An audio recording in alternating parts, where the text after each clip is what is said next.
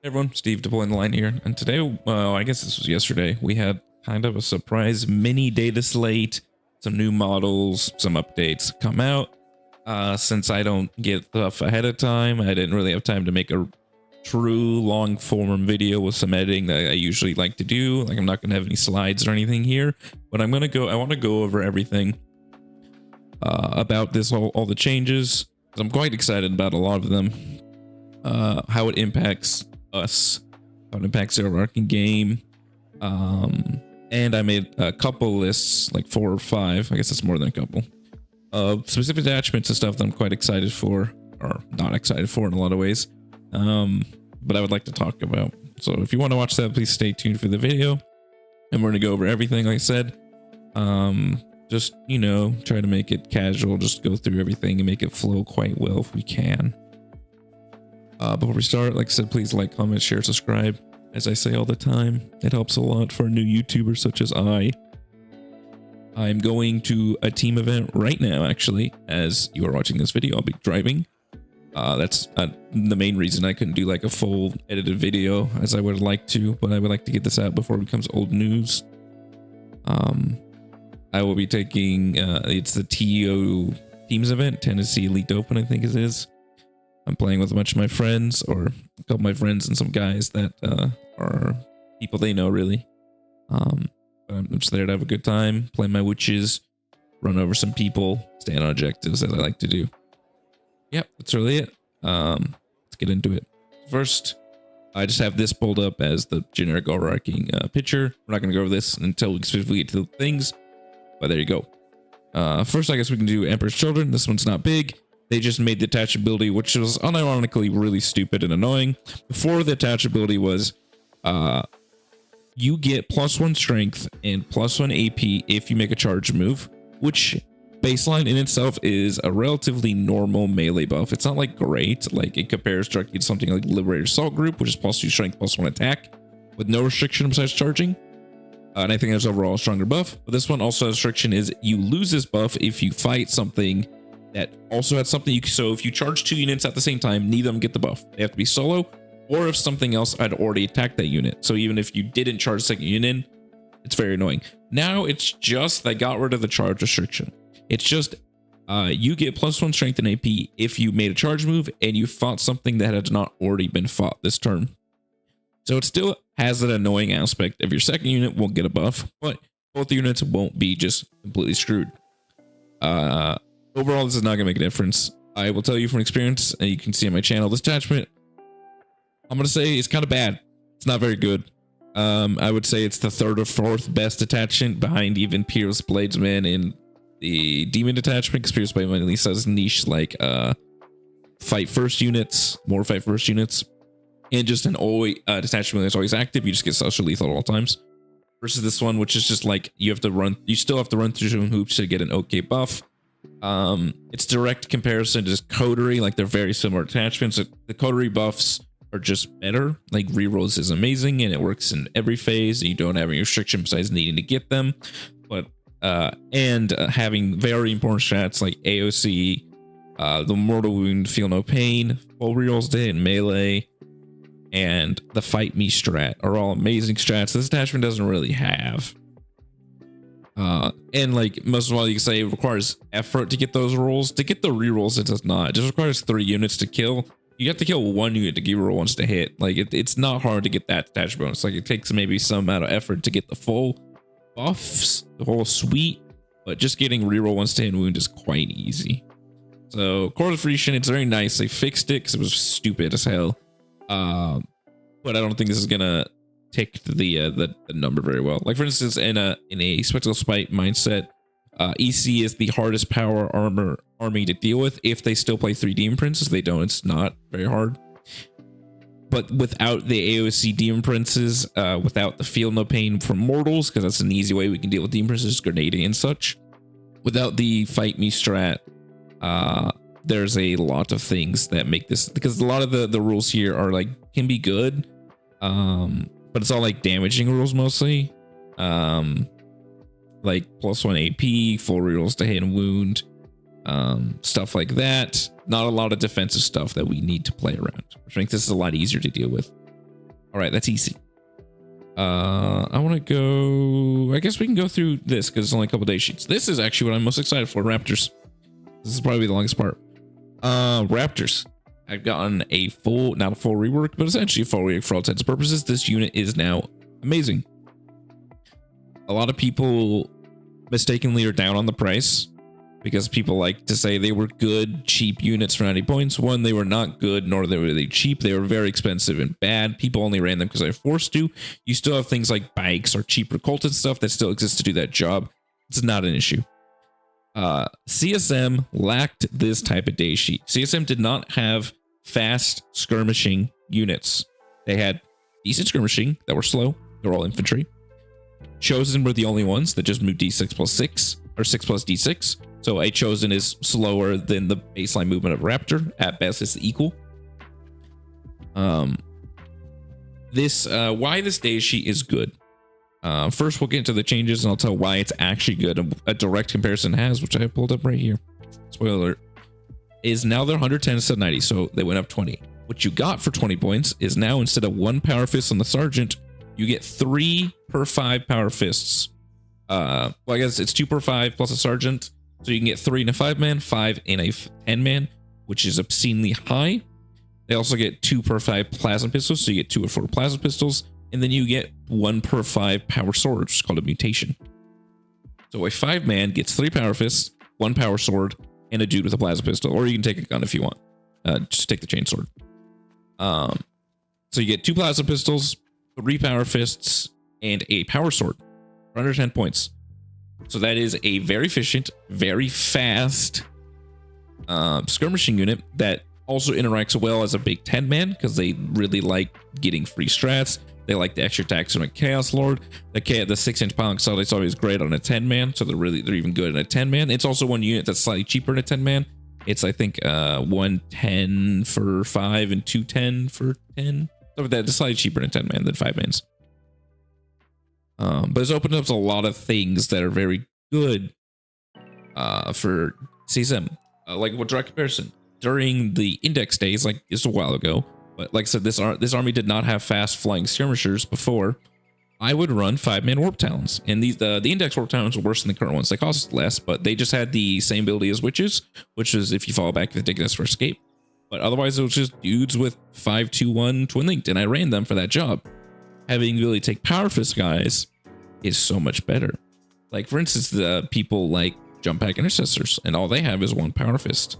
Obviously, these are more expensive now, but they can help that struggle that CSM had, which was you had the only way to deal with early game stuff is with tanks or suiciding out slow infantry models that your opponent can pre-measure because you just move 6 plus potentially in advance. It's much harder to do that versus a unit that can move 12 in advance, or maybe even scout in the move 12 in advance.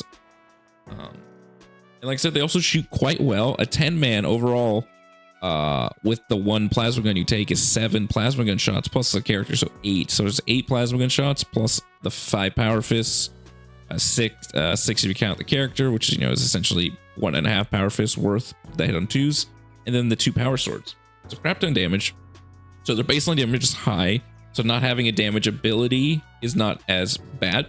Because they also have third pack, so your damage is baseline higher than normal units, so having a support ability is quite nice to go with it. They also gain grenades, which is kind of huge for the 5-mans. So overall, this unit is great, everything, and the only thing that you can potentially complain about is the points. I'll explain why the points are not bad. Death Company with jump packs. Sorry, it's the wrong Death Company. All right, Death Company jump packs. A unit that's obviously getting all the rage due to mostly attachment, but as someone who has run a 10-man before, they were good. This unit is 120, and we're gonna pull up the field manual. Raptors are 110 or 210, so they're either 10 or 20 less points for the 10-man, and they compare directly, essentially the same thing. They're essentially the same unit. Death Company have 3 per 5 power fists, just like the Raptors, and 5 and 10-man, except 1 to 2 of their power fists are eviscerators, which are just worse. They hit on 4s instead of, and they're strength 8 instead of strength 7 instead of strength 8, and hitting on 4 instead of 3s. Obviously, sustain kind of evens it out, but you know, buffs that give you sustain make it worse, like the jump back captain. Obviously, what these guys have is they have their full reels to hit baseline, so they have a damage buff. But then they have the restriction of they can be low OC and shitty leadership or can't fall back if they don't have a leader. So they have that issue. Their secondary ability is just worse, I would say, than the Raptor ability. The Raptor ability can be very good. So obviously they have a damage increase baseline, which Raptors also do. They have sustain. Sustained is sustained, or it can be lethal, which is good because you get a pick. That is equivalent to +1 to hit, which is essentially a little bit worse than 4 rerolls. It's not substantially worse. Obviously, there's interactions where Death Company get this ability when they fight on death, and you can't use Dark Packs when you fight on death, so you have that. But the point I'm trying to say is this unit being 110 is not priced out of competition, quite the opposite. And even more so that even though Death Companies are still good and still played, Blood Angels have a lot of units that directly compare to Death Company, like Sanguinary Guard or Jump Back Intercessors or old Vanguard vets before they got nerfed. That Raptors do not have direct comparison that they have to compete with. It's essentially a solo niche that Warp Talons kind of are there, but they do completely different things. So they are, you know, a unit of its own. They're not priced expensively. They hit insanely hard, and it's a niche the army needed. So this unit is great. It's amazing in most attachments, like in Pact on Zealots. You can give them sustain. You can make them Slanesh, so the crits on 5s, which is so good. Like that's what you did with the Raptors back in the day. That shit was awesome. Obviously Nightmare Hunt. That is the most obvious one, which is the list I've written for you guys. Is amazing with them because you have things like you have the jump up and down enhancement, which is so good. Then you have all their rules. You can now give them Terror Gut, things called Terror Gut Plate or something, which is enhanced for a Chaos Lord, which makes them take at the start of the fight phase. They have to take a test at -1, which combines with their ability and this other ability. So they have to take one test at -2 and a second test at -1. So the chance of your opponent failing is almost guaranteed, especially if you shoot them with Noise Marines. You can make those up to -4. And then the attachability to make them take another test in the command phase. All this combines, which is really good because the Raptors before, they were only there to do tests and they weren't doing any damage. Now they're doing a bunch of damage and the tests are extra. So it's pure awesomeness. Renegade Raiders is another one that's amazing. You can give them the Scout enhancement so they can go 18 plus D6 turn 1 and beat the shit out of someone. They obviously quite like the +1 AP if they can get it. The assault is okay to just shoot, you know, their 7 to 9 plasma bolter shots, which is pretty cool. And then they really like a lot of strats in there, especially the Unbound Raiders, I think it's called. Nah, that's not what it's called. But it's the one where you fall back down the fight phase. So you can do some very interesting jailing with that. This is the best unit now for that type of play style. If you want to turn 1 jail, like you could do that with Raptors before, but they didn't do anything. Now they can kill someone and jail. That's really annoying. So, and then finally, the next best one for them is Bile, because any buff, even BS, is fine here. Any of the buff is amazing. That make them movement 14, make them T5 to be annoying to kill, hitting on 2s, +1 attack, +1 strength. All these buffs are so good. Like I said, this is similar. This unit is kind of more similar to Spectral Spite. Or why the drugs are so good in Spectral Spite is because every drug is good. Here, even the worst drug +1 BS is still fine. Also, it helps them specifically because it goes to leadership 5. That means though, because they don't have a banner, they're more like, you know, they can fail dark packs unlike Chosen and Legionnaires, which really can't. Like a 95% chance to pass all your dark packs on those units. But leadership 5 is nice, and then just a bunch of guns just help a lot. Like you could even take like a mostly gun unit in that, hoping to get plus, you know, if you get +1 BS, it's not bad 6, you're already taking Noise Marines. Because you could just go the double plasma, double melta, and then you have 5 power weapons and the plasma pistol guy probably. So that's quite a good amount of shooting. Yeah, that's the Raptors for you. Warp Talons did not change. They got grenades, which is it's a buff for them. It's whatever. It is just technically a buff for them. So there you go. They didn't go up, so that's fine. It should not. But I'm very excited for this. We'll show you some lists. We're getting into the list at the end. I want to talk about everything first, but I just wanted to hamper on about this unit is amazing. This is very good. This is very helpful for CSM. I'm a person who's played a billion CSM games this edition. If I could have had this Raptor data sheet this whole time, oh my god, please. Like one more thing before I end the Raptors, like Legionnaires and Rhinos are very popular because it's like the only slightly cheaper skirmishing unit you can take. In most instances, it's better. Union's just going to be better. It's just going to be better. One, it's equivalently cheaper because you're not taking a Rhino, and two, they're way faster. Things I talked about. So this is awesome. Very excited. All right, I don't want to talk about that yet because it makes me sad. We can talk about this real quick. The Sisters. This is fine. I don't really want to talk about this for 20 minutes because there's really not a lot to say. This unit's like 110, 120 points, I think. So the list was pulled up. Celestian. How do you spell Celestine? What the heck? I spelled it right. Oh, there you go. Yeah, they're 120 points or 10, which is efficiently priced for 3 up save, 5 up invisible slaves, ladies with special abilities.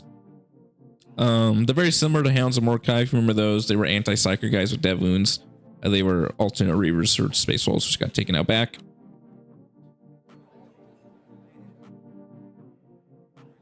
They're if Sacrosanct Celestines did not exist, this would be more interesting. A foot-based melee unit for Sisters. Like they have Zephyrum, but they hypothetically didn't have a foot-based melee unit. But they do. Sacrosanct's characters compare directly comparable to these guys. These guys have 3 attacks of 411 with Dev Wounds Anti-Psyker versus 3 attacks of 412. No cure, but then -1 to wound and a 4 bindle save. They have like a meme ability. Like these abilities are all terrible. The quarry abilities are just really bad, especially since they don't work in transports. This unit's cute. If we go back, I guess to explain, this unit's an anti-psyker unit. They get a 4 up against psychic and mortal wounds. They have anti-psyker on all their weapons. They have dev wounds on almost every weapon that's not the sword. So that's cute. If we go back to what T-Suns or broken meta, you could play these, but at the same time, it's like, this is good against T-Suns, and Rubric Squad one-shots it in Overwatch, so it's like, it's really not. In reality, in a current meta, like, it's hypothetically cool versus demons, but the issue is all the things you're going to charge with these are not psychers, and they have a 4-up against mortal wound versus damage 3 guns, so like, that's not going to save them against like a Jar Chain shooting them. Yeah, they're fine. I think they're actually like decent and efficiently priced. They just like don't have a roll. Sacrosancts are mostly just better. So I don't think they're aggressively that much more priced. Yeah, they're only 20 more points even after the nerf. Yeah. I think this is a future unit, but they have potential. Alrighty, let's talk about Space Marines because Necron's gonna be last. So Space Marines got 3 attachments. 2 of them are terrible. I'll be honest. Okay, 1 is terrible. 1 has a 1 slight niche, which will probably not be good, and 1 is like super mediocre. So let's get into it. Bashing Task Force. This is the one that is a battle line attachment. It has a bunch of battle line buffs. None of the attachments have AOC, so it brings a lot of their stonks down. This one is cool specifically if you want to bring Crusader spam. Don't know if it's better than Gladys, but it does have some stuff that can make it cool. It gives all battle line advanced shoot, fall back, and charge, which is really, really good as a baseline buff. It's a better version of Stormlance. Obviously, it's just for battle line instead of everything. And then if you hit someone with a battle line, your whole army gets real ones to hit against that unit for a turn, which is cute. I think this is weirdly written. It should be battle line, get real ones to hit, and then if a battle line also hits something, you do the Auspex scan. Because right now, battle line doesn't get the buff. Just weird. I don't like that. But overall attachability is hypothetically cool for Crusader spam. Battle line and Space Marine are terrible. Otherwise, except for like Intercessors are technically good. But you're never taking a lot of battle line. And like you could say Death Watch. There's just not battle line. The only thing that is there is Death Watch veterans, and this is not good enough for them. And their best, they're essentially their only leader gives them this buff anyways. I guess if you want to give them Adjudicator. So what is interesting here? So like, there's a lot of stupid stuff like battle line gets precision. That's bad. Bears leading the unit. They get the battle line keyword. This is fine. It turns him into essentially a Calgar because he will inherit this ability. And then some of the strats get better for your battle line. It's fine. It's not like great. This one's actually good. Blades of Valor. It gives the battle line models +1 AP in melee. So what you do, which makes this quite interesting, because this attachment has, where is it? Right here. A sustained hit strat. As you take it in a big Crusader squad with a marshaled Castellan, are lethal hits. Because Crusader chainswords all have sustained hits. They're like 4 attacks and 4 unsustained. They now become AP2. And then you have a lethal hit strat. So you're sustained lethal. One of those characters makes you a 5-up invul save. A 5-up crits. So you're sustained lethal on 5s. And the other character gives you a once to hit or full reels if you pass the battle shock. So sustained lethal on 5s, rerolling all hits. That's quite good. And then they have their own D6 +2 blusters, so kind of annoying to deal with. So that is great. That is the best combo you got here. And then strats, what you got, reroll ones to hit. And if someone is battle aspect scanned, reroll ones to wound. This is decent. It's not great, mostly because of Oath's a moment. It lets you be more oath agnostic.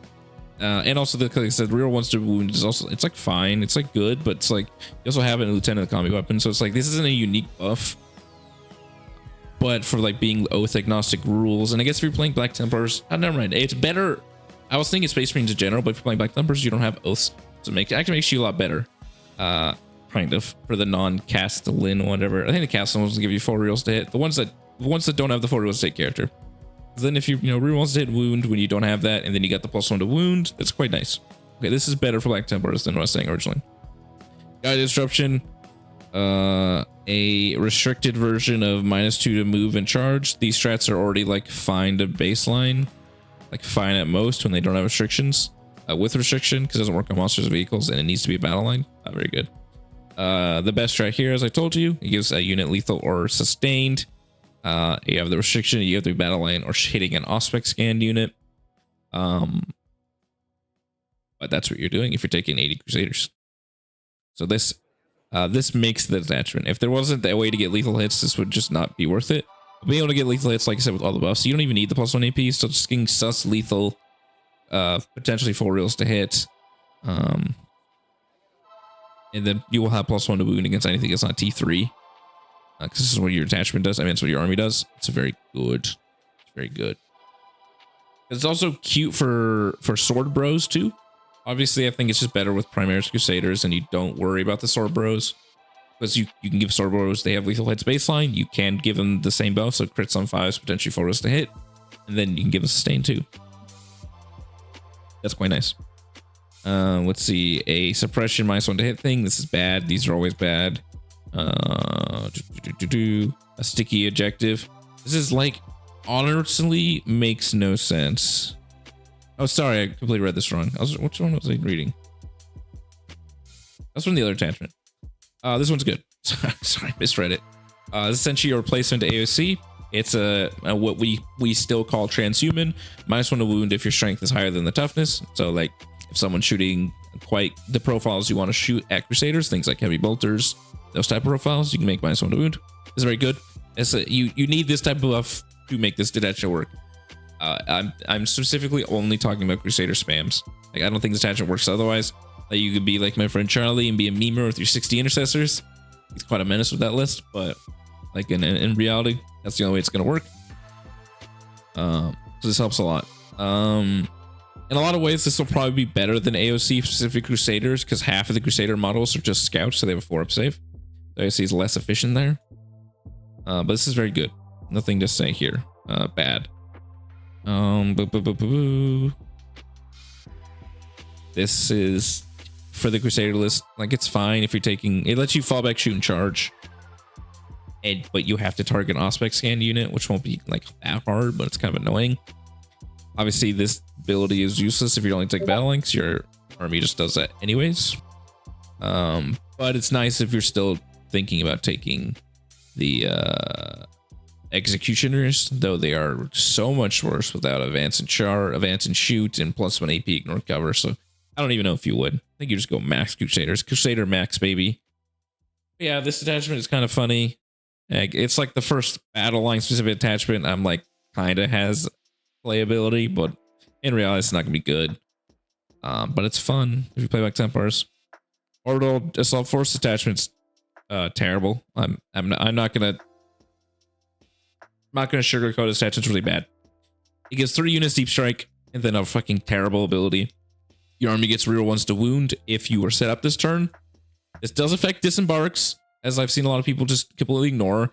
This attachment pretends to be deep strike attachment. This attachment's a transport attachment. It's literally just a transport attachment. And then if it's a drop pod, reroll ones to hit, which compares really bad because 1, you have to be in a drop pod, and the only unit, there's only 2 units that can go, that really will go in a drop pod ever.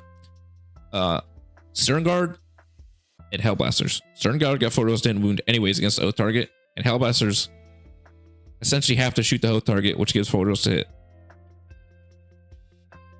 So it's kind of useless. There are ones to wound, like, technically it's helpful, but your attach ability is real ones to wound when you're set up. That's not great. And then deep strike 3 units, but deep striking units is not useful if you don't have any interaction with deep strike, and this army does not. It doesn't have any way to go up and down.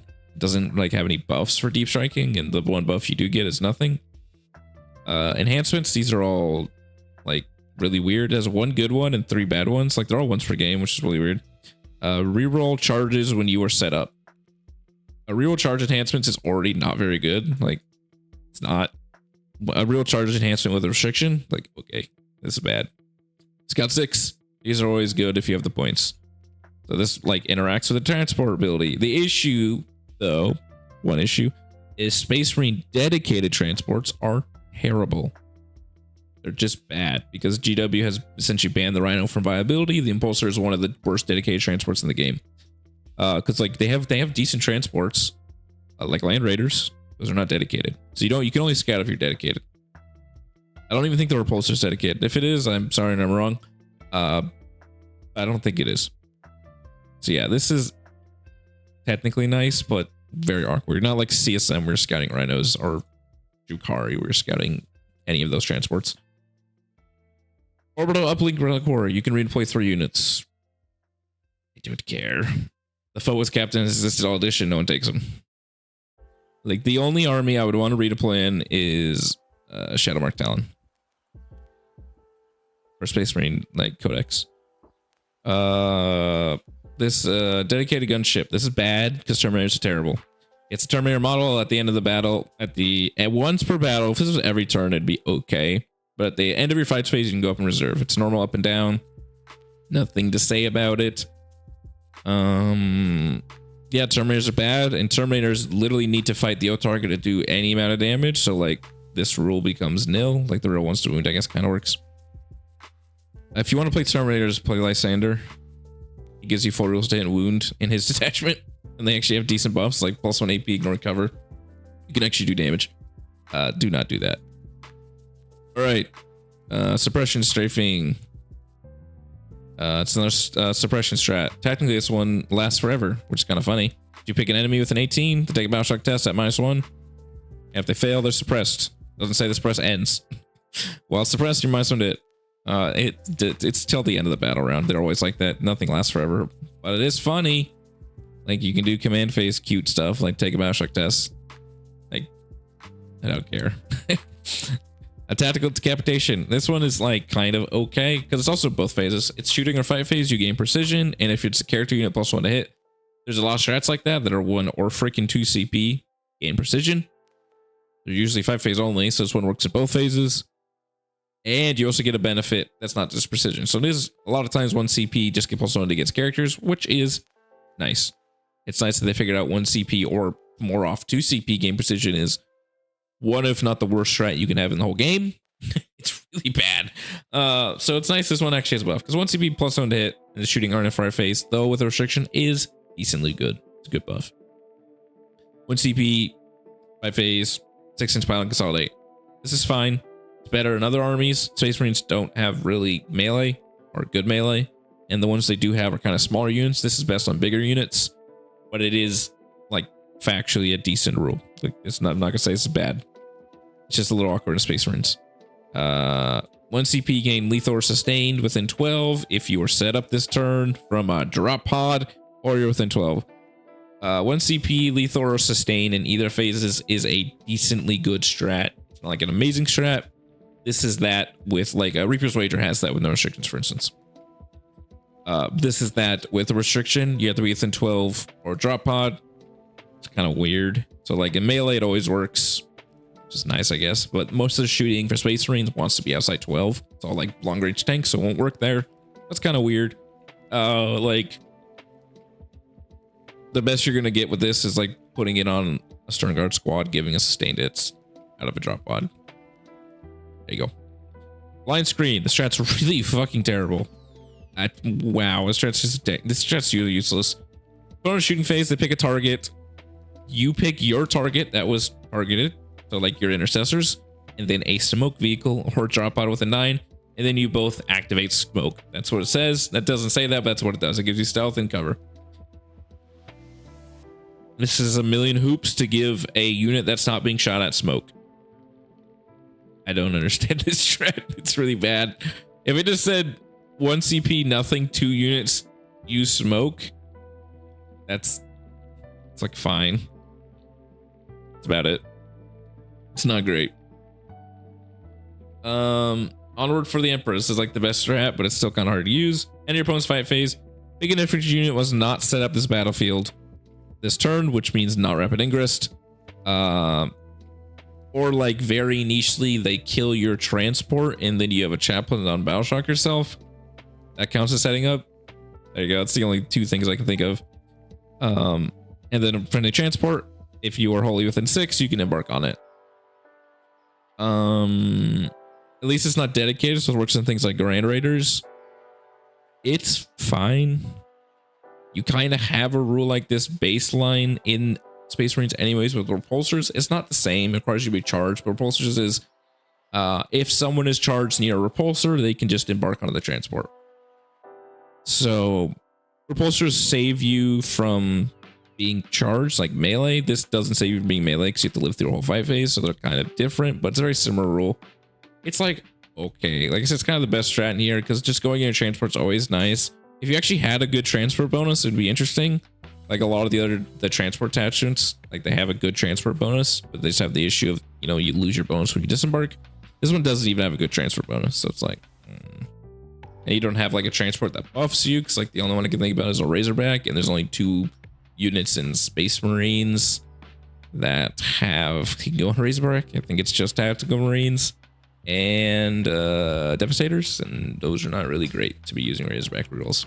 You're not like Grey Knights, who would like kind of like this, like Purifiers. That's it. Like I said, this attachment is just terrible. I don't want to sugarcoat it. I don't want to, you know, BS you guys. It's dumb. You really like drop pods. There's other attachments that do things better. Like drop pods are just best to get like Infernus Marine. Like unironically, the best drop pod attachment is probably the 2 Salamanders ones, and just getting Infernus Marines on people. So if you want drop pods, just play that. Or any attachment that likes Stern Guard. So even like Librarius Conclave, which likes Stern Guard, that's still probably better for drop pods. It also, like I said, this is a drop pod attachment. It also gives things Deep Strike, which negates the only reason to have a drop pod. What? Reclamation Force. This attachment is mid, but it's fine. It's cute. Very simple. This is very similar to Renegade Raiders, and I would say in some ways better. As someone who's played a lot of Renegade Raiders, I'm actually going to retract what I just said. I don't think it's better due to Space Marine melee being terrible. It's a Ventrix Guard, but you're not playing Ventrix Guard this time. We'll play them, but it's not the Ventrix Guard attachment. All right, so get to it. Oath of Reclamation. The Astartes model fights in melee on objective, gets +1 AP. Simple. It's Renegade Raiders just for melee though, but that's still a really good buff. The other part is if an Astartes unit is on an objective, you get -1 unit against higher strength. That is great. Like I said, that's the part where I'm like, this is maybe better, because in a lot of ways this is better than just assault. Because the issue with Renegade Raiders is a lot of times you want to play a more melee-based army, so your assault aspect of the army is useless. And it kind of forces you to play tank spam, even though CSM tanks are just not that good. They're fine. But oh, sorry, the second part is if you're Titus, you just get this always, which is amazing, because Titus's unit, as we'll talk about, is OP. Wardens of Ultramar. This is Ultramarines detachment only. You know, that's why it's the best one. This part also annoys me. Sorry. Is Ultramarines now have two of exclusive detachments. Black Templars have 3. Why do Ultramarines still have +1 to wound? They are coming on close to the same amount of detachments as Black Templars. Space Souls, you know, and the other ones only have like 4 or 5, which is not a lot. And that's like the only real reason is, in my mind, obviously not the real reason, is normal Space Marines did not have a lot of great units, especially melee. Well, non-codex armies had melee, good melee, and they had their own exclusive attachments. So they had to make a reason to help the codex Marines, which Ultramarines were still the best at. Then Ultramarines then gained a good melee unit and also the best melee unit in Space Marines. And even with the nerf, is still the best melee unit in Space Marines. I'm just going to tell you, it still is. You're not cutting all your Veterans Guard. You might cut one squad. And now they still have, you know, 60% of the attachments of Black Templars and like 50% of the other ones. So like they're not even that far behind. So it's like, what are we doing here? I don't know if they still get more attachments, but I assume they will. All right, enhancements. I'm gonna make a little complaint. Models of better units have 5 will save. This is mid. I guess it's slightly better because you don't have AOC. Because a lot of times, like with AOC, you're never worse than like a 4-up save with AOC and cover. So this is slightly better there. The issue of Space Marines don't like big squads. They really don't like taking big squads. So like, if you really want something like this, just play Dark Angels and get Azrael, or just play a Librarian. It gets a 4. They both get 4 bingo saves. This is kind of weird. Like these are a lot better on some things with bad saves, like Skitarii models, which have 4-up saves. So like a 5 bingo save is actually decent. Vegging Angel in your in the Battleshock step, your bonus command phase, pick someone with a 9 that is below starting strength to take a Battleshock test. Terrible.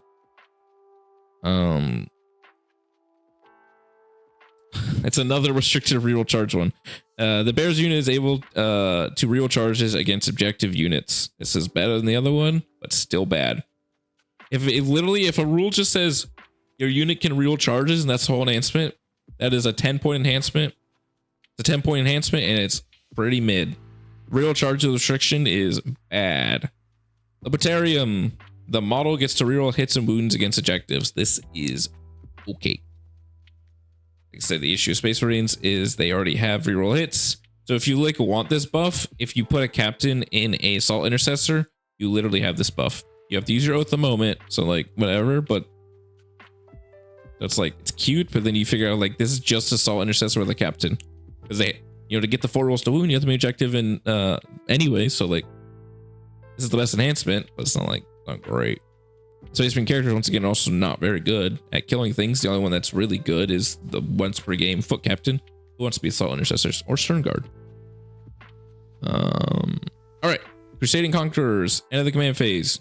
1 unit gets +1 OC. That's it. You don't have to hold any objectives or anything to do it. This is fine. Like it's not bad. It's not like good. It's like a niche strat. This is a niche strat that you're fine to have. Furious Dedication. Charge phase or 5 phase strat's really good. Strat's really good, I'll say. Furious or the 5 phase, you get +2 charge and +1 attack. This is really cool because you can only use it once per turn, so no, you're not using it to give 2 units +2 attacks. This is really good because in a lot of ways, this can just be better than Advance and Charge. Because +2 to charge is 1 inch slower than the average advance. But then also +1 attack is a very good buff. So combine them together, that's a really good buff. And you have the bonus of, I don't need the charge bonus, so I don't need to waste it in the charge phase. I can just see if I need it in the 5 phase and save points.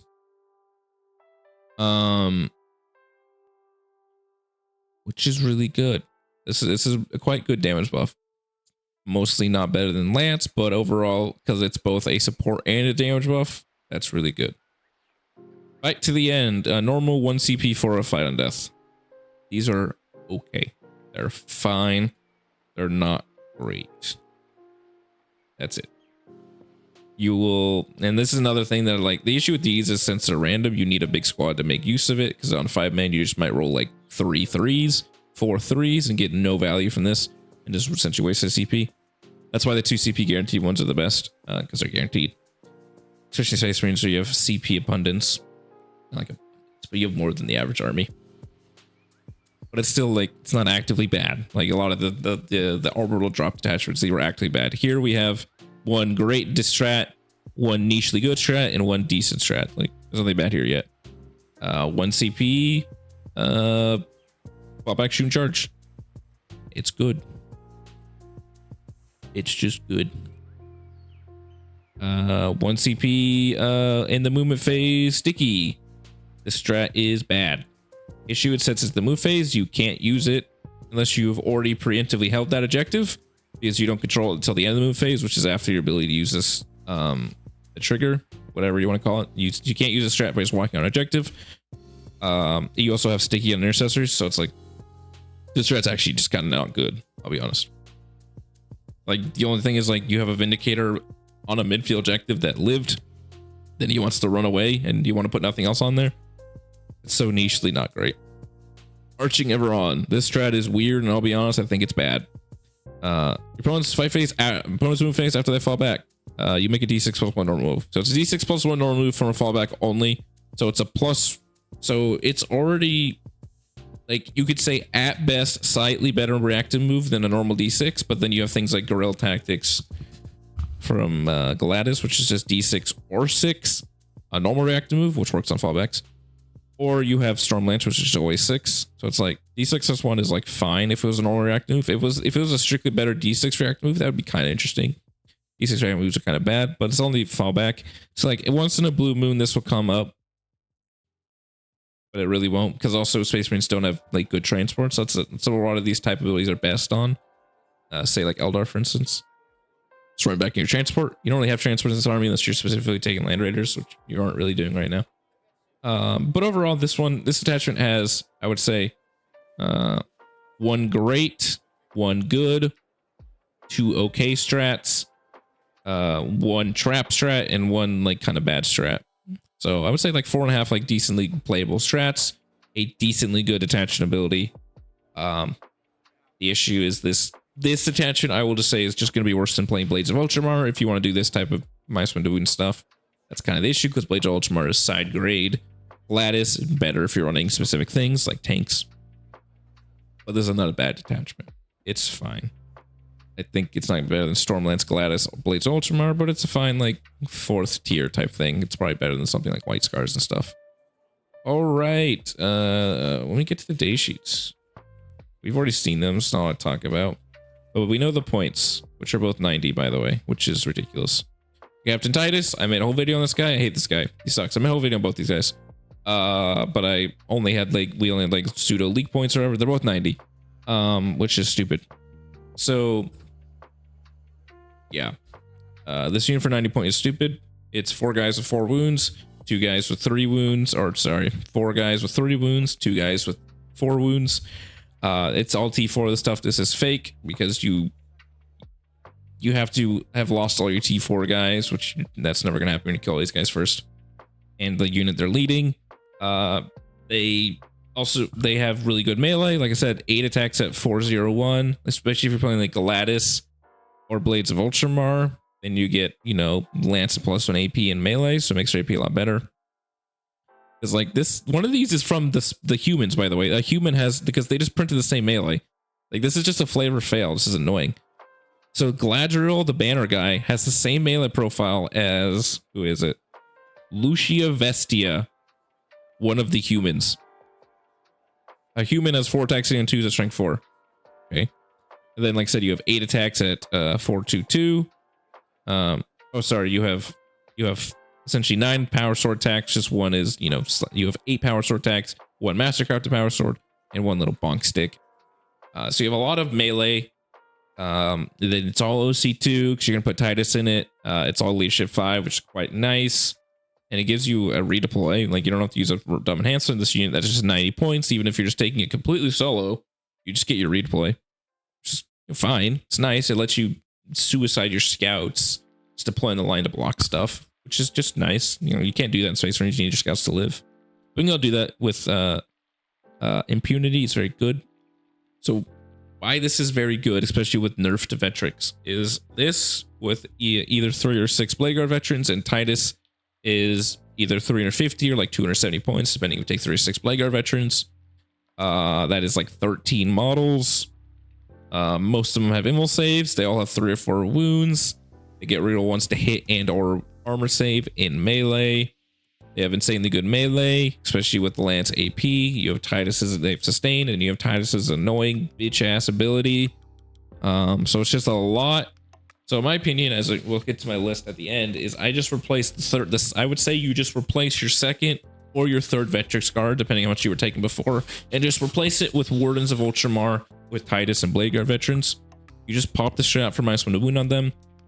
This unit will be substantially more durable than Vetrix guard against most targets with that -1 to wound active, and then hits pretty much, I would say, probably better overall in melee. And then you have to deal with Titus after the fact, and it's just so annoying. And like I said, they're all OC2 and Leadership 5, so like they have that same annoying leadership OC annoyance that Vetrix guard have. And you know, they get to cheese damage with 3 and 4 wound dice, so you get to allocate it very annoyingly. It's not just, you're not just like perfectly thinking, oh, I gotta do this exactly, I need 4 damage exactly. You can be like scammed by shooting. You're like, I'm shooting a bunch of 3 wound guys, and you have a couple 4 wound guys you can absorb on. So it's like bleh. Very annoying. But yeah, that's that. This unit's too cheap. Oh, and Vetrix guard went down because I don't want to say anything. That's annoyed me. Guard. Let's see. Sorry, let me pull up.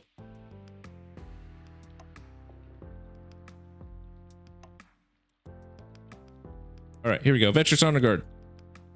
I'll say it. They should have just kept this points at the same. This is still the best melee unit in Space. Still the best melee unit in Space Marines. You're going to be running almost certainly, unless you have a specific idea of like tank spam, which you're probably still running a 3 or 6 man, is 6 or 12. You could still even run 18 because your list is down now 60 points. As you know, people still ran 18 when the unit went up 90 points.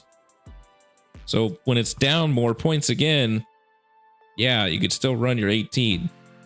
Being 3 wounds is a nerf, but not complete substantial nerf as some people think. It's very nice against damage 3. What people were trying to do to Vetrix guard in most instances was take things like damage 2 profiles and kill them with that, which is the exact same durability. So against the profile you're using most in a Vetrix guard, they are the exact same durability. So like the people with the damage 3 metas, like they like it a lot. Like people learning Lord of Changes or Vindicated are like random damage profiles, or Forge Fiends, stuff like that. They're quite happy, but the biggest people who are trying to kill Vetrix guard, no changes. Yeah, them going down is stupid and it makes me annoyed. But yeah, that's that. And then we'll go to the dumb stuff. Oh god, I'm not happy. First, I'm actually talking about the data sheets first, because these have the biggest changes, and this shit sucks because it's gonna ruin the game, by the way. Nightbringer, we already saw his data sheet. It's already leaked by GW. This is the progenitor of all the new Catan. I'm talking about like stat line. He has quite good melee. He moves 10 now. He has deep strike now. He has 16 wounds. This is like the same. We technically side graded the durability. No, you vastly increased it.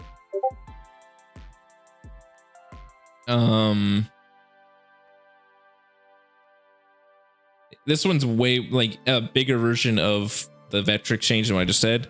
Because against damage 1, 2, 3, 1, 2, 3, you were the exact same durability, which are the biggest profiles in the game. Against D3, you're 66% the same durability. No, even D3, never mind. The lowest you can go down is 2. So even against D3, the exact same durability too. So 1, 2, 3, D3, exact same durability. Except now they gained 4 more wounds. They gained an armor save, which actually matters a lot. One of the best ways of dealing with this was getting a bunch of low AP lethal hits. Now they'll have a 2-up save against AP 1, so you need to be AP 2 to even get them to their invul save. Okay. And then most importantly, they have 10 movement and deep strike. So how you beat the Nightbringer before is he moved 6 and just walked places. You could try and strat reserve him with Hypercrypt, but now he has deep strike. You can just rapid ingress him in turn 2 and move 10 with fly. So like his whole issue is completely gone. I guess, and they also made his gun better. Became AP3 instead of AP2. I think it's it for his damage. I think everything else stayed the same. And like his damage is substantially better if you play Pantheon on WoW, because this becomes AP3, this becomes AP5, this becomes AP4. So it's really good. Yeah, this is really annoying. This is really stupid. And also, I said when this profile came out, I'm like, the only thing to make this stuff like not overpowered is to increase it by like 50 to 100 points. That's really what they did. That's what you needed to make the durability more. Because it's not like Knights where you could be tricked into thinking it was like actually side grade durability when it was more durable. This is just way more durable. It just is, let alone the movement increases and the damage increases they did on a lot of the Catans. All the Catans went up like 10 to 20 points. Catan. Where is it? Yeah, Nightbringer went up 10. He went up 10. He gained 4 wounds. He gained 1 armor save. He gains 4 movement. He gained deep strike. He gained +1 AP on his gun. Okay. Yes, he's bigger. That is a nerf. It's a buff for him hiding in cover because he sees you're hiding cover. Now the cover matters for him, so there's that. But that is a nerf, slightly. But yeah, and we'll get to the actual cringe one. This guy, yeah, 10 and 20 points is all they went up for. I said 50 to 100 to make them not overpowered. Next is this guy who I don't know why he got buffs. He was also good. His gun, his melee spear, not melee, his ranged spear is now D3 shots instead of 1, not blast, of course, and is now strength 4, strength 8 instead of 4. Obviously, it was kind of weird with strength 4, but it's just, I don't want these guys getting buffs. It's not fun. I don't know if you guys remember when 5 Catan was meta. It was the worst shit ever. It was not fun, and this is so much more awful than that ever was. And then his melee weapon's now AP4. Which is like, in a lot of ways, like, why? Because the whole point of the Nightbringer is supposed to be better melee, but like, he's not substantially better. Like, baseline, the only difference is he is +2 strength and +1 attack and has dev wounds. I would rather have anti-vehicle than dev wounds most of the time. Obviously, he has 1 less attack, but like, that was also the differencing mechanic is he had less AP. I don't know why he's AP4. Obviously, his sweep is substantially worse. It's 2 less attacks, 1 less AP, or it's 4 less attacks. Anyway, sweep is way worse. That's fine. I guess unless he's fighting, you know, like Eldar models, then this guy's actually better at killing them. This guy has two very good guns. He's depending on what he's playing against, the most durable. It's him or the Deceiver, the most durable guy, because guy can just heal extra wounds. So this guy can heal in a turn, D3 from doing matter absorption, D3 from reanimation protocols, D3 again if the reanimation protocol is next to a reanimator, and then potentially D3 again, or 2d3 again if you're playing Awakened Dynasty and use a strat. I think those work. The strat works on Catan. I don't want to be sure though. I'm not gonna say that, but you can easily heal 3d3 a turn against vehicles, which is backbreaking, especially since it's really fucking hard to one-shot these guys. Sorry for cursing. I try not to curse, but yeah, he gained the same thing: 4 inches of movement, a better save, 4 extra wounds, and deep strike. Most importantly, God, I don't think people really comprehend yet how important having this keyword is on these type of models. People will see though. Being able to rapid ingress them efficiently, being able to not just have to deploy them on the line and walk 6 inches at your opponent. Now they can walk 10 inches and fly, so they do that betterly. You know, this guy deploying on the line and like the Nightbringer rapid ingressing is going to be a hell of a thing to deal with. Seaver, this guy is overpowered. I'm just gonna say it. This guy is broken. This needs to go up another 70 points. He has stealth. So this guy is baseline the most durable Primarch, Catan. He's on a tiny little baby base. This gun is also insanely good. 6 shots at 622, whatever attachment you're playing, get your attachment buffs. I know it could be AP3 if you're playing. Whoa, you could potentially get some rerolls, stuff like that. But then it's anti-character 4+ dev wounds precision. So on average, he just one-shots any character leading a unit, because it does between 4 and 6 damage, with no like buffs. If you give him any rules, easily just one-shots it.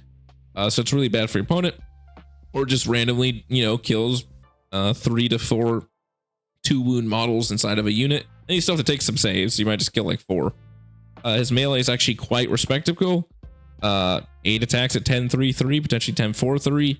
But whoa, So he's like a Demon Prince on steroids and is not that much more expensive than Demon Princes. Okay, he's like double price, but he's not expensive at all. Actually, no, he's 280. He's not even double price. A lot of Demon Princes are between like 160 and like 200 points. He has the redeploy, so you can do annoying things like deploy on the line. Your opponent has to respect that you can stay there, so they have to counter deploy you, and then you know you're just not going to stay there anyway, so just redeploy them. It's nice that it's free. And if you play Avatar, I didn't talk about any playing the woe detachment. This guy has advance in charge, by the way, which is cringely overpowered. This guy went from 6-inch movement and charge to up to 16-inch movement and charge. That's the change.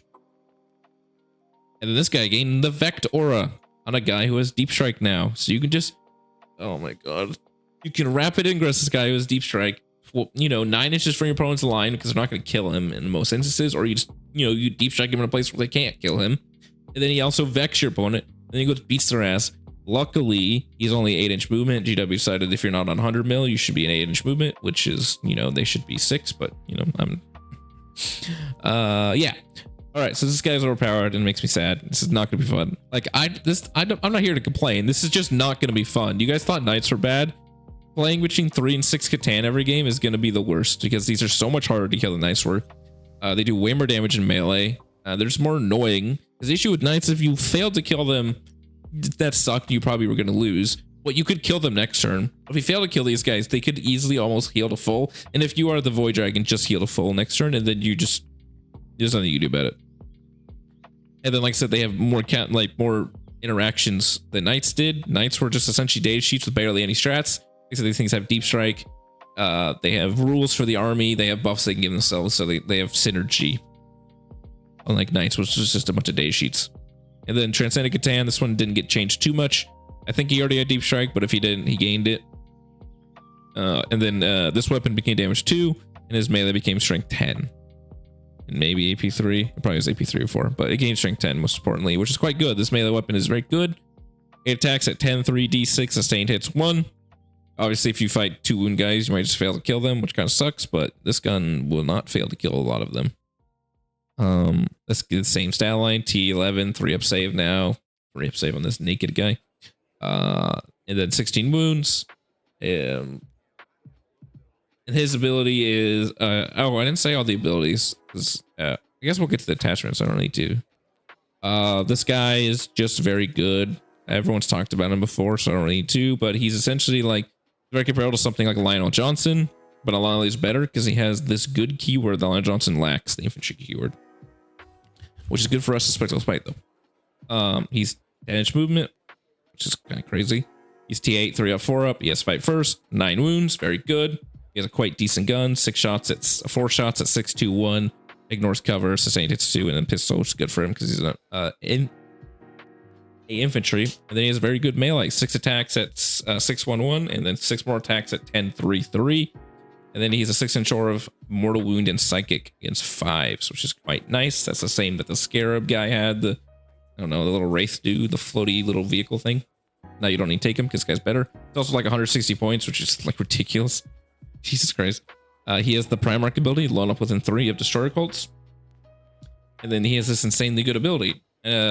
Each time a Destroyer Cult unit is within 6, it gets sustained, or any Necron unit that targets the close target. So if it's Necron unit that's fighting melee, it's always the closest target.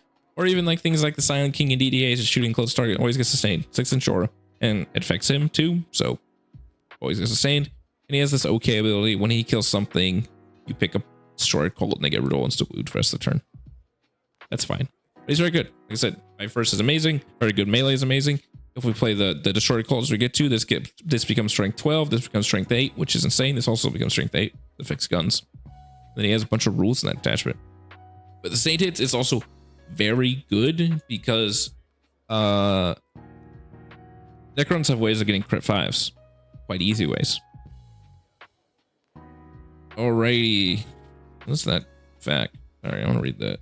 Cosmic Precision.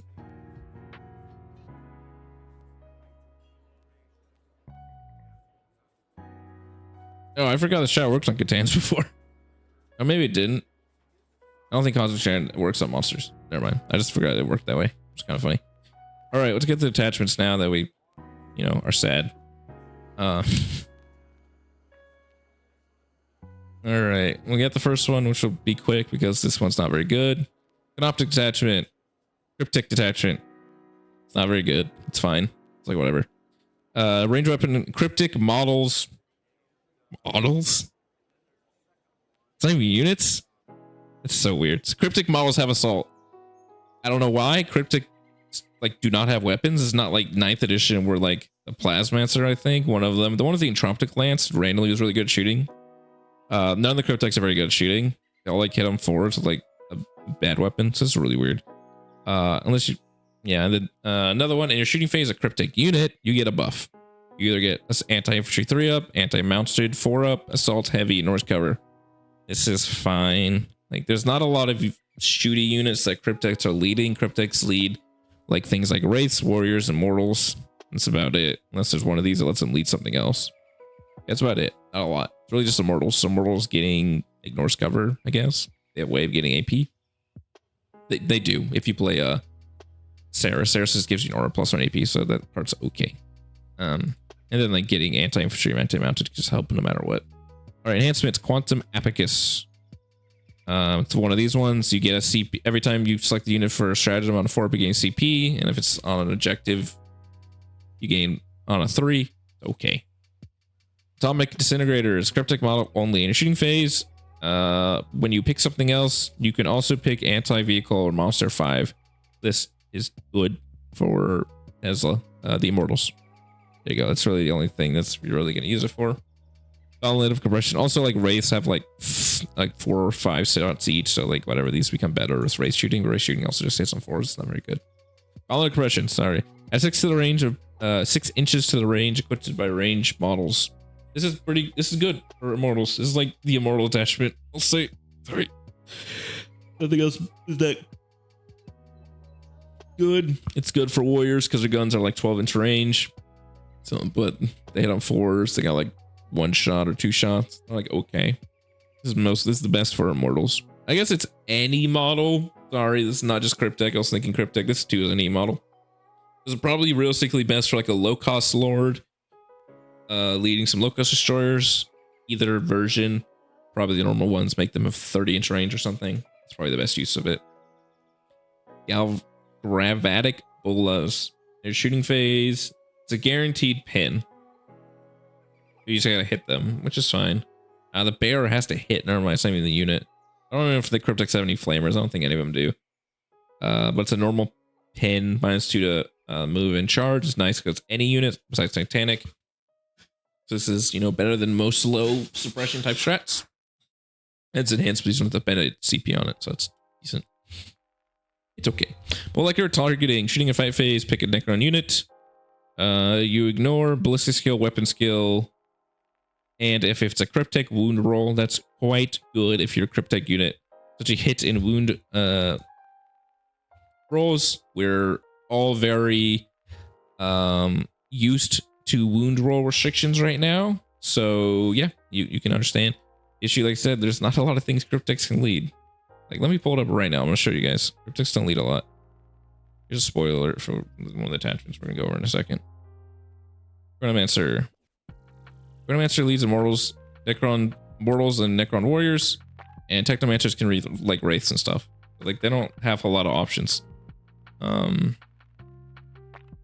Micro Scarab Swarm. Maybe Geomancer can lead something weird. I don't know.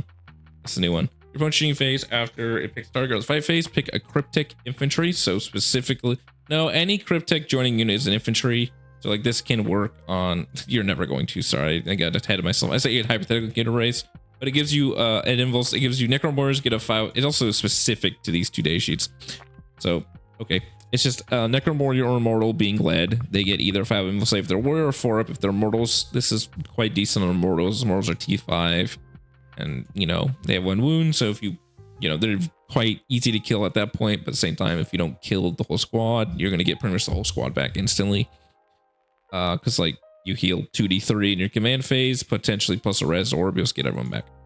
So this is decent against specific things. It's like, specifically, if your mortals are, like, poking out, killing a couple of them will make them unshootable, and you can res them all back. So the 4 bin will save will be clutch there. I think warriors, they just do, like, The only time you're gonna be playing warriors ever, like Oricans also a cryptic, is unless you're playing Awakened Dynasty with 2 squads, is an Orican squad, which gives you a 4 pinball save.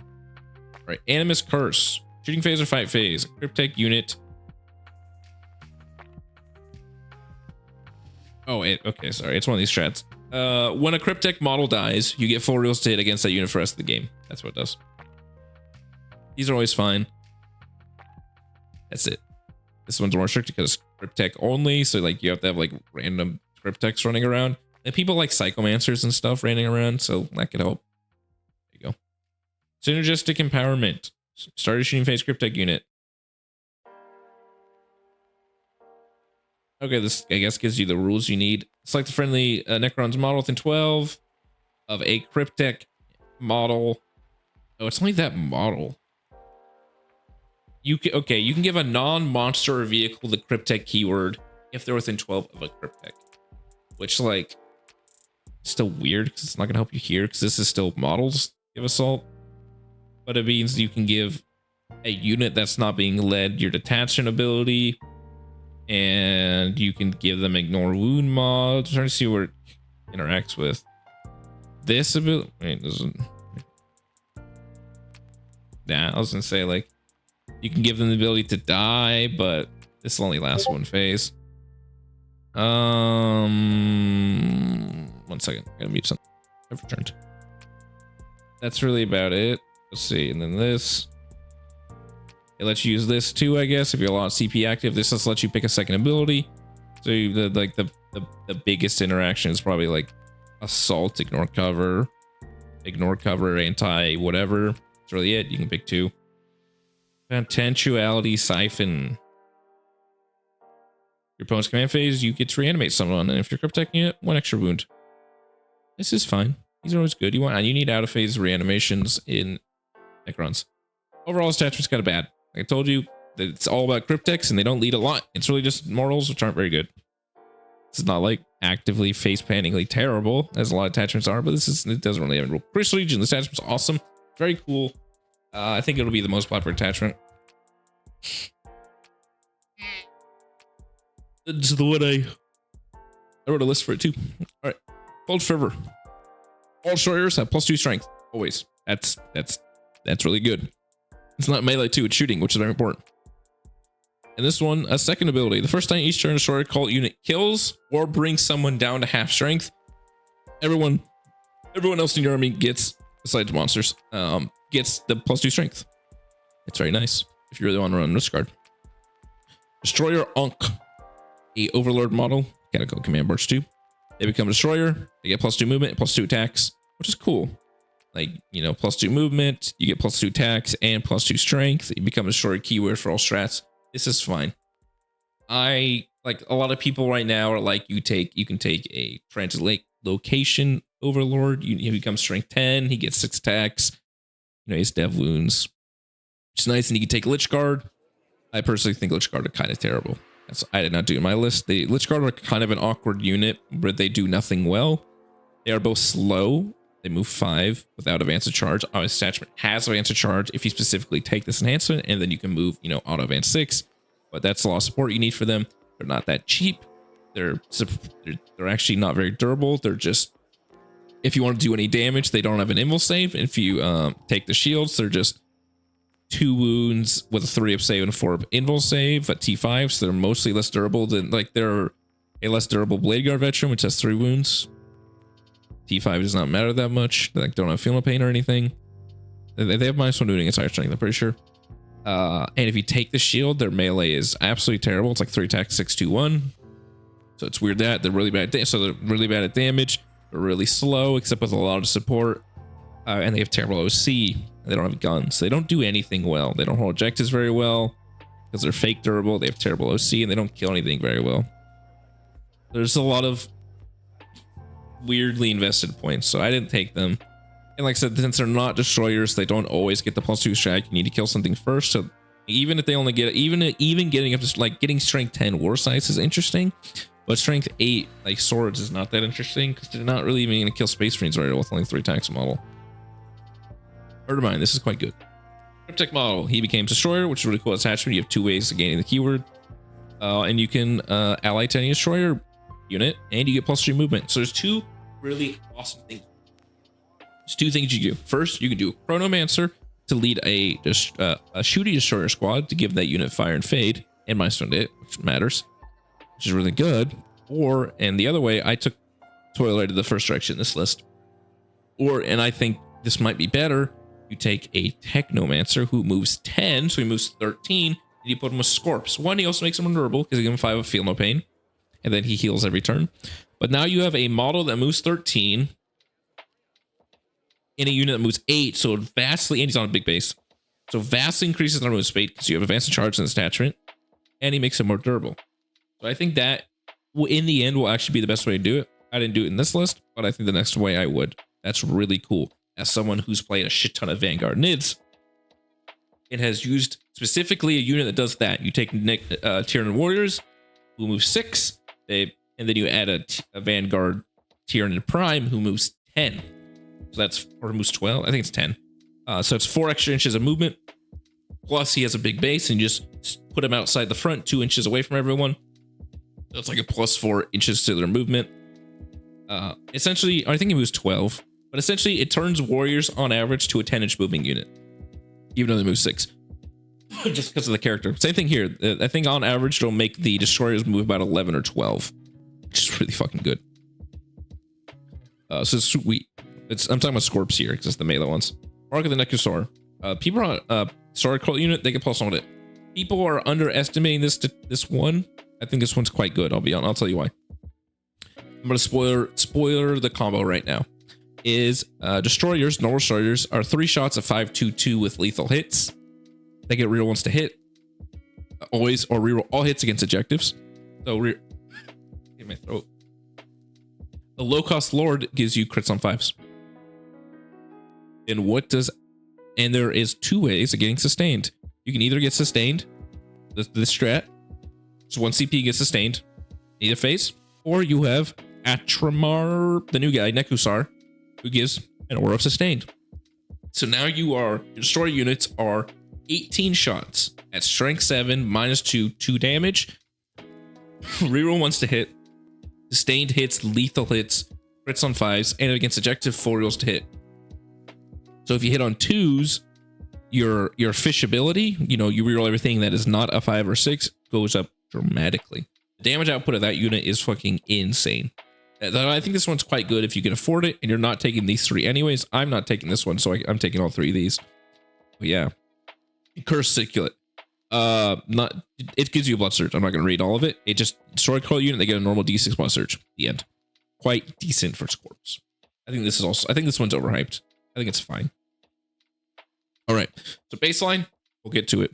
You have really good enhancements. You have a really good attachment ability. Plus your strength is huge because it hits a shit ton of breakpoints. You make Ophidian strength 6, so they can actually kill things. You make Scorp strength 9, which is huge. It means they can fight a lot of light vehicles, and they can fight elite infantry, and they can kill normal infantry quite well by moving on 2s. Remember, Scorps also have reroll all hits on the charge, so interacting with sustained hits from this guy, it's really fucking good. And then you can buff non-destroyer cult units too.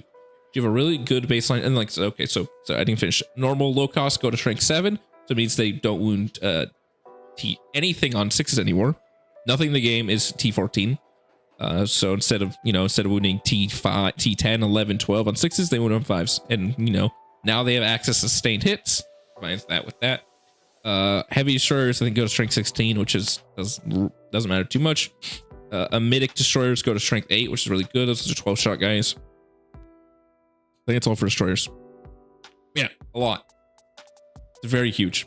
Methodical murder, either phase, sustained hits. This is amazing with low cost lords because they give you crits on 5s, and the anti-tank heavy ones are already lethal hits, so sustained lethal on 5s. You want to YOLO with 3 shots, or better yet, low cost destroyers, the normal ones, not near Nekusar, lethal sustained on 5s, 4 rolls probably, and just methodically murder them is the correct name for that. Image of Death, either phase, destroy call unit gets -1 to hit. This is quite good. because this is an army where your shit, it can be durable. It's a bunch of T6 3 wound models is your whole army essentially, so it's quite good making the -1 more durable. Mortis protocols, shooting a 5-phase after a destroyer kill something, kill any pick anyone within 9, including the same destroyer unit that's not a monster vehicle, and they get to reanimate. This is okay. This is okay. Sorry, I should have paused. It's fine. Out of phase reanimation is kind of awkward to use, but it, you know, driven to butchery, shooting or charge phase short quote unit. You can shoot, advance, and charge. This is really good. This is, in my opinion, the best version of advanced charge I've seen that doesn't have an extra bonus like Renegade sometimes +1. Because a lot of shooting advanced charges are either you can advance a charge and it's usually in the charge phase, which is very good, one of the better ways, or you can shoot, advance, and charge. That's in the shooting phase, which is one of the worst ways to use it. You have to preemptively say this. So this one you can wait. If you're not a Scorp, if you're a Scorp destroyer, you just don't. You don't have to use it in the shooting phase. You don't have to preemptively call it. You can wait to see if you need it, or if you can bait out your opponent, or if you are a unit that needs to shoot, you can use it in the shooting phase. So it's the best of both worlds. This is one of the best ones. Spreading Madness, 1 CP charge phase, +2 charge. If you're charging someone who's already in combat with something else, this is great, especially combined with Driven to Butchery. Like I said, that combines insanely awesomely with this guy. You have your guy that moves 13 inches. He advances maybe, upwards of 19 inches. Realistically, the most he can go is like 18 because he has to be within 2 inches of guys who can only go 14 inches. Either way, very, very far. And then he can be +2 charge too. So you can make Scorps go infinitely far. And Natural Aggressage. This is good. Spectral Slice players, we know this quite well. This is 1-to-1 the Wrath of Rock stratagem, 2 CP. Makes that better because it doesn't have a restriction of 3 inches. Any Necron units on a vehicle or monster at the end of your opponent's charge phase, if anyone's within 6 of them, they get to charge them. So just a way worse version of Spectral Spice strat, but still a good strat overall. All right, so that attachment, this attachment's great. This attachment is great. It's flavorful. It's fun. It's cool. I quite like this one. But yeah. Alrighty. In the Pantheon, whoa, this shit makes me shit makes me sad. All right, this attachment has enhancements that are mandatory. It's very similar to the Agent's attachment, but not bad. So we'll go over those first. Deceiver gains Lord of Seat, the Vectora. Okay. Nightbringer gains Advanced Charge. You have to pay for these. By the way, they're all like 30 or 40 points, thankfully. So, Void Dragon gets in your opponent's shooting phase. You pick a vehicle. They get -1 to hit automatically. And if they fail leadership test, also -1 to wound. Just very good. It's just you, because you're going to be T-posting these guys out in the open. You're just like, boom, -1 to hit. So if they're trying to kill the Void Dragon, harder to kill. And if they fail, they get good luck. Transcendent Catan gets 6-inch Deep Strike. That's niche, but it's very good when it comes up. All right. And then the attached ability is anyone within 6. So I'll make this simple. Anyone within 6 of a Catan, you get +1 AP against them. That's what it does. So Catans always get it when they're close. And then you can give other units in your army the +1 AP if they're near Catan. And then you can do this Mass ability is if you make a Catan take 3 mortals, they can make their aura 9 inches. So this will very, very, very, very nichely come up. But taking 3 mortals is not really going to be the best. Alrighty. Then strats. Disharmonization Cascade. You explode on 3 for 1 CP. All the Catan explode for D6, so you will probably just roll this against any army that can handle D6 reanimation. D6 explosion. 1 CP Molecular Erosion, Command Phase Necron model. You pick a unit that's within range of the Unraveling, and they take a Battle Shock, -1. If they fail, D3 +1 mortals. It's kind of a meme. If you have any other ways of doing modifiers, of Psychomancers and stuff do, it's a lot better. But it's, just a -1 Battle Shock to maybe take some mortals, otherwise do nothing. It's a Battle Shock test, and in either command phase, so if they fail, in addition to taking the mortal wounds, they are just Battle Shock too. All right. Mass Transmogrification, shooting phase or fight phase. After a Necron model kills someone, Necron monster, I mean. you get to reanimate someone else that isn't the monster.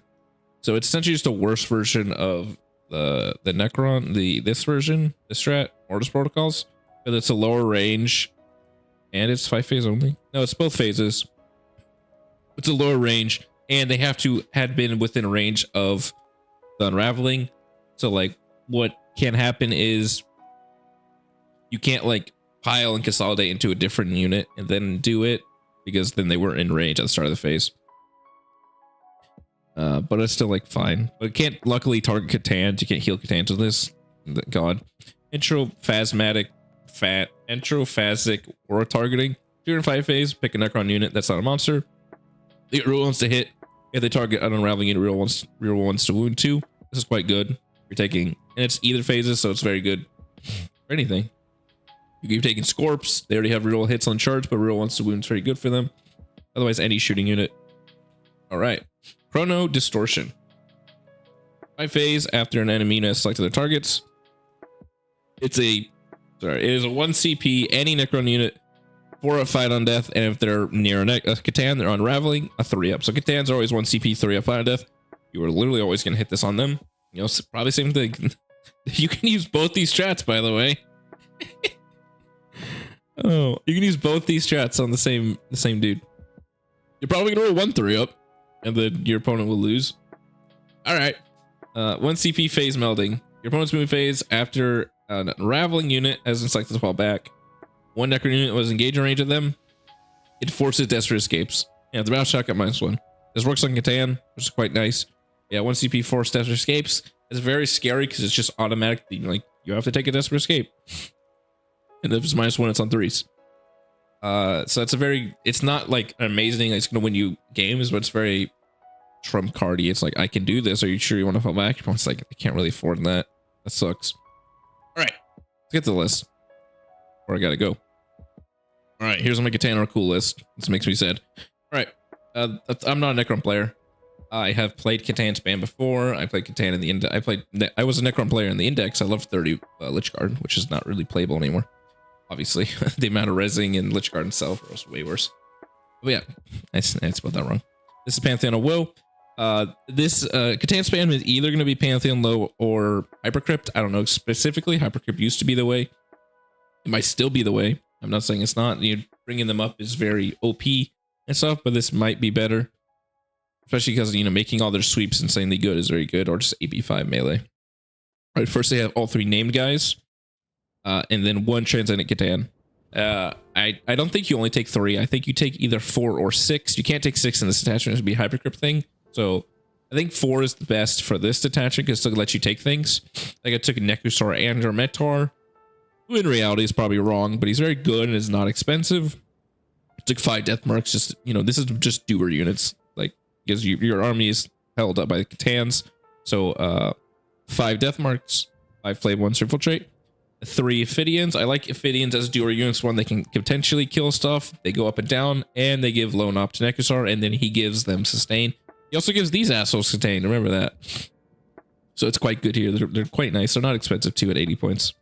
Low cost destroyer, and then a bunch of like destroyers for the same reason. I have a single low cost and 2 Gauss destroyers, to hang out near Nekusar, give him get sustained, to give him lone up, and then some Tomb Blades. So it's just a bunch of Catans and units that can do stuff. So you're not just, I have 5 or 6 Catans and that's my whole army. It's I have 4 or 5 Catans and some units to help them out. Because even if you want to, you could easily cut Nekusar and some of the destroyers and just keep a lot of just flayed ones and death marks as like the rest of your army. If you want to go 5 Catans. Transcendent Catans aren't as overpowered, so it's not as interesting. But if you're just trying to stat check someone, you can do that. So there's Pantheon of Woe. Let's get to the destroyers now. Destroyer, like I said, I'm not perfect. I'm quite good at melee, so I think this is a better way. The options you really have is either you're playing 12 Scorps or you're playing more. This list has 12, but I really think 15 might be the way. Let's get the list. All right, Nekusar. Yeah. A Chronomancer with Murder Mine, as we talked about, because he's going to be fire and fading heavy destroyers. A low-cost lord with the +1 to hit. Another low-cost lord. All 3 Scorp lords. 1 with the, whatever it's called, the Blood Surge. 2 squads of 5 flayed ones. Should get the buffs. I'll say it. 2 squads of Ophidians. Ophidians are great. They're amazing dual units and can actually kill things here now, and they're not expensive at all for 80 points. And then 12 Scorpox, 1 6-man and 2 3-mans. Like I said, I'm doing the Fire and Fade heavy destroyers in this list, but since they're also mounted, it's not nearly as good as, you know, Scourges, because I can't go through walls. They just have to find like an open space and run behind the plate. So like maybe taking another 6-man with the Technomancer, so they go really fucking fast. Because you can easily turn 1 charge stuff, like turn 1 jail the fuck out of people, which is really scary. Once again, sorry for cursing. 2 6-man Locust for those Locust Lords. Like I explained the damage output, I'll say it again. 18 shots at strength 7, -2, 2 damage, sustained lethal, crits on 5s, reroll all hits, and this guy also has a resurrection orb, which is end of a phase, heal D6, so you might just live. Very good. A 3-man Gauze Destroyer, and then it's 5 Gauze Destroyers, so a 3-man and 2 1-mans to hang out with Atramentar. This one will Fire and Fade. This attachment is very good combined damage. It has a lot of mid-strength stuff. Locusts that either they kill everything, they kill down very well with having sustained 5s on crits. They punch up very well by being medium strength and lethal on 5s, and they punch sideways very well by, you know, wounding on 3s. They punch just very well. And then heavy destroyers obviously they're just there to kill big things. And then Scorpox are really good at punching mid and lower toughness things. So this army has a lot of combined damage. And then punching up too, now you have Scorpox Lords at Nekusar who are all strength 12. And then the Locust Lords, which are all strength 10, so they can kill things at melee. You know, 4 attacks at strength 10, AP3 is nothing to completely scoff at. This guy hits on 2s or 1s, because they hit on 2s baseline. Hit on 1s. So it's got a lot of like very variable good strength profiles, and it's good at fighting everything. I think it's very good. I think the only thing, like I said, maybe go up to F15 Scorps. Yeah, awesome. Very excited. Very hyped. So those are the Necron lists. Like I said, I didn't write for the attachment. I wrote a Vetrix list for you guys. This is a more out there design. This has 2,000 points because Titus and Wardens and Ultramar are not in the program yet. So I just took models from It's actually 1995. All right, first we have Captain Sicarius and Kelgar. Those are the 2 Vetrix leaders. Titus and his Wardens and a Combi Lieutenant. This is still a Blades Ultramar because you want that -1 to wound on Titus's Warden squad. An Intercessor squad. The Bladeguard squad to go hang out with the Wardens. 1 Scout. 2 Vetrix. An ATV because you had 60 points left over. Actually 65, so it's barely less than enough to get another Scout, which is kind of sad. Then a Redeemer and 2 Vindicators. I brought the Redeemer, 1, because Wardens Ultramar and Bladeguard veterans fit inside a Redeemer, because it is 13 models. So you fit perfectly inside there, and I guess you can put your Combi Lieutenant in there too if you want. And then you have, you know, your -1 to wound, you have your active move, you can run back inside. You know, Redeemer's still an Overwatch threat. You know, still T3 armies are still going to exist, even though people are potentially scared of Catan and demons and such, which you have Vindicators to help you with that, or just punching up with Lance. So it's a lot of help. This is my what, you know, I would do if I'm playing Vetrix still. And if you want to go more normalist, I would say cut the second Vetrix. You just take 1 Wardens of Ultramar list, depending on what your leader are. I think the Blade Guard are the best, but you can do even a 3-man Blade Guard or like just some Assault Intercessors. It's 8 points. And then you could take some more tanks and stuff. Some more combined arms type style. Yeah, there's that. There's the Vetrix list for you guys. And if anyone has any questions, if anyone wants, I'll put the list in the description for you guys, if anyone wants them. All right, and then I wrote my favorite one, the updated Nightmare Hunt, baby. This list I think is great. There's Nightmare Hunt. So it's got Cypher, 3 jump captains, the correct amount, baby. All 3 enhancements. We got the Sarusun Vulture, which is the guy who can lead Warp Talons and gives him Scout. The Warp Field Thrusters is the one that lets you go up and down the end turn for Raptors. Interrogat Player Sight. Oh, it's Parasite, not Plate. This is the guy who makes you take another Battleship attacks at -1. So you got to take a Battleship attacks at -2 and a Battleship attacks at -1. All right, and then some Cultists, 2 squads of Noise Marines, and then 25 Raptors. 5-man and 2 10-mans with the loadouts I essentially said. It's 4 plasma guns, 3 heavy weapons. Oh, sorry, I misdid this. No. Let's fix it real quick. All right, I fixed it. Sorry, I just screwed up. So we had 10 raptors with 2 mutations, which are the power swords, 3 plasma pistols, and the sergeant has plasma pistols. So 4 plasma pistols, and then 5 essentially power fists. That's a 10-man, 2 of those, and a 5-man, which is the smaller version of it. 1 mutation, 3 power fists, 2 plasma pistols, and the 10 warp talons, and then a rhino for those 2 noise marines, and then 2 vindicators for normal anti-everything shooting.